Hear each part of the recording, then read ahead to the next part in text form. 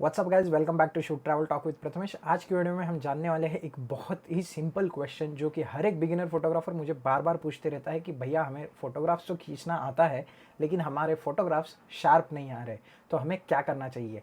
इस वीडियो में हम जानेंगे कुछ ऐसे बेसिक स्ट्रैटेजीज के बारे में जिनको यूज़ करके आपके मैक्सिमम फोटोग्राफ्स शार्प आएंगे। So stay tune till the end और without wasting any time let's get started. दुनिया में आज जो भी प्रोफेशनल फोटोग्राफर खुद को कहलाता है वो कभी ना कभी बिगिनर फोटोग्राफर होता ही है और उसने भी आपकी स्टेज को क्रॉस किया होता है, जो कि है कि शार्प इमेजेस क्लिक करते वक्त परेशानी आना। मैंने भी ये चीज़ फेस की थी और over the period of time with the experience और मेंटर से बातें करके ये चीज़ें हर कोई फोटोग्राफर सीखते जाता है, जैसे कि आप भी सीखने की कोशिश कर रहे हो। आज की वीडियो में हम बात करने वाले कुछ ऐसे सिंपल टेक्निक्स के बारे में जिनको यूज करके आपको मैक्सिमम शार्पनेस इमेजेस में मिल सकता है। पॉइंट नंबर 1 जो सबसे इंपॉर्टेंट पॉइंट मैं जिसको मानता हूँ, जो कि है कैमरा की होल्डिंग की टेक्निक। बहुत सारे बिगिनर फोटोग्राफर्स फोटोग्राफी स्टार्ट करते ही डीएसएलआर कैमरा से शूट करना चालू कर देते हैं, लेकिन उनको ये समझ में नहीं आता कि डीएसएलआर और फ़ोन इसमें बहुत ही ज़्यादा डिफरेंस है। आपका फ़ोटो खींचते वक्त कैमरा का सेंसर जितना स्टेबल पोजीशन में रह सकता है उतना स्टेबल रखने की कोशिश आपको करनी है। इस चीज़ के लिए आपको कैमरा को होल्ड करने की टेक्निक आपकी अच्छी होनी बहुत ज़रूरी है। आपका जो लेफ्ट हैंड है उसका जो पाम एरिया है इसको आपको कैमरा के नीचे सपोर्ट देना है। लेफ्ट हैंड के फिंगर से आपको कैमरा की लेंस को कंट्रोल करना है। राइट हैंड के 3 फिंगर से आपको कैमरा को राइट साइड से होल्ड करना है और ये जो 4 फिंगर या फिर फर्स्ट फिंगर है इससे आपको कैमरा के बटन को कंट्रोल करना है। राइट हैंड से पकड़ते वक्त आपको कैमरा को ऐसे पकड़ना है जिससे कि आपको 4 फिंगर से शटर बटन आसानी से क्लिक हो सके। एट द सेम टाइम ये जो थंब है इससे आप बैक साइड के सेटिंग्स कर सको।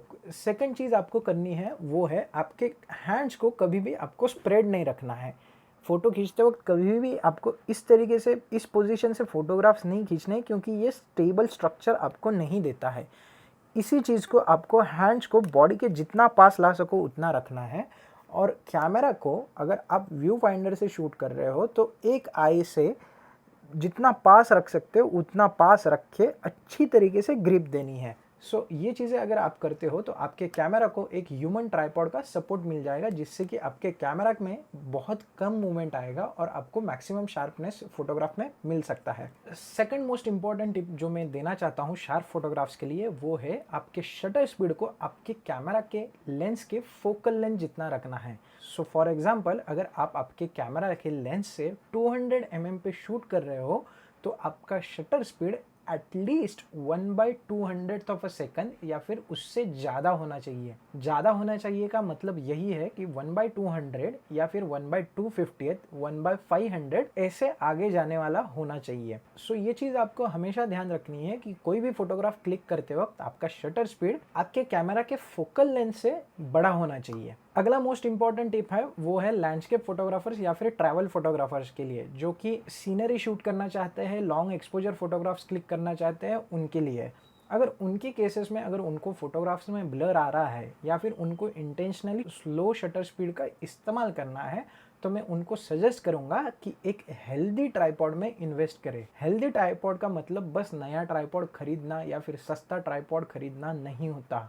आपको एक क्वालिटी ट्राइपॉड चाहिए जो कि आपके कैमरा के वेट को अच्छी तरीके से बेयर कर सके। लुक गाइज, आपने बहुत सारे पैसे खर्च करके एक महंगा वाला कैमरा ले लिया है तो उसको सपोर्ट देने के लिए एक 1000-2000 रुपए का ट्राइपॉड कभी भी हेल्प नहीं करता।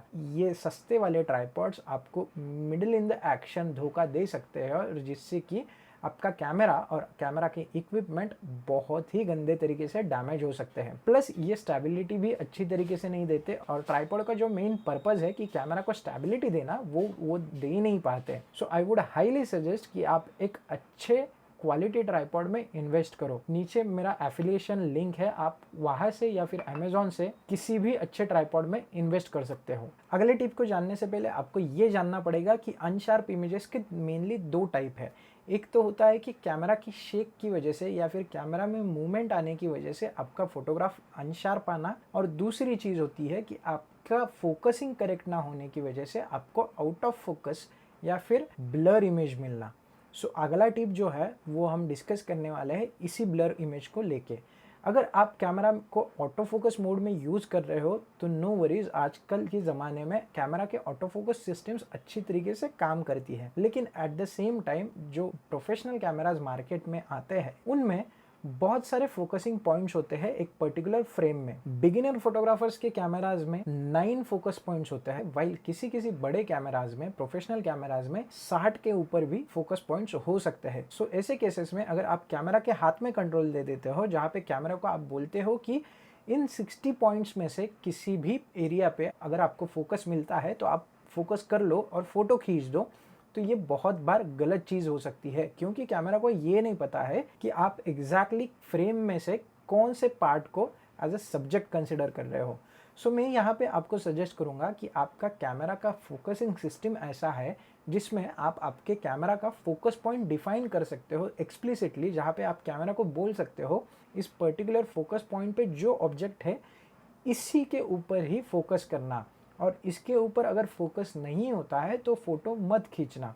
सो ये चीज़ एक इंश्योर कर देती है कि आप जो सब्जेक्ट के ऊपर फोकस चाहते हो उसी चीज़ के ऊपर फोकस होने के बाद ही आपका कैमरा फ़ोटो खींचेगा।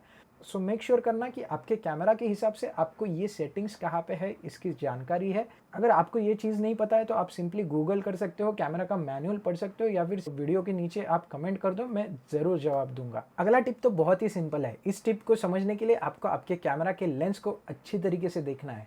कैमरा के लेंस के ऊपर आपको VR या फिर IS करके बटन मिलेगा। VR का मतलब है वाइब्रेशन रिडक्शन और IS का मतलब है इमेज स्टेबलाइजेशन। ये दोनों टर्म्स या फिर दोनों बटन सेम ही तरीके से काम करती है, जिससे कि आपके कैमरा में, या फिर स्पेसिफिकली कहूँ तो आपके कैमरा के सेंसर में आने वाले मोशन को कम कर देता है, जिससे कि आपको एक शार्प इमेज मिलती है। अब ये कितने परसेंटेज से कम कर देता है, तो बहुत सारे कैमराज में ऑन एन एवरेज 4 स्टॉप्स का इमेज स्टेबलाइजेशन आपको मिल सकता है। एक्सपोजर स्टॉप्स के बारे में अगर आपको नॉलेज नहीं है तो आप चैनल पे जाओ, चैनल पे मैंने सिंपल भाषा में एक्सपोजर स्टॉप्स के बारे में वीडियो बनाया है, आप उसको देख सकते हो। Coming back to the earlier example, जहाँ पे हमने बोला था कि 200 mm पे अगर मैं 1/200 से नीचे शूट करूँगा तो मुझे अनशार्प इमेजेस मिल सकती है।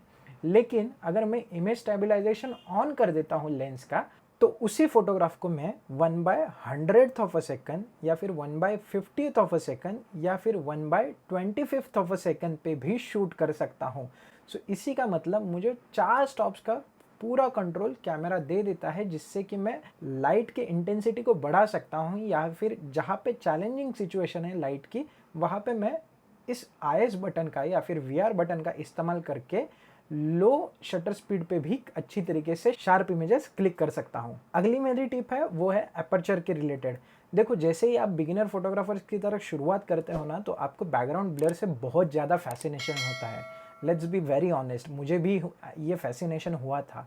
लेकिन ये अपर्चर नंबर जितना कम होगा उतना कम एरिया आपके फोकस में रहेगा, या फिर उतना मैक्सिमम ब्लर आपको मिल सकता है।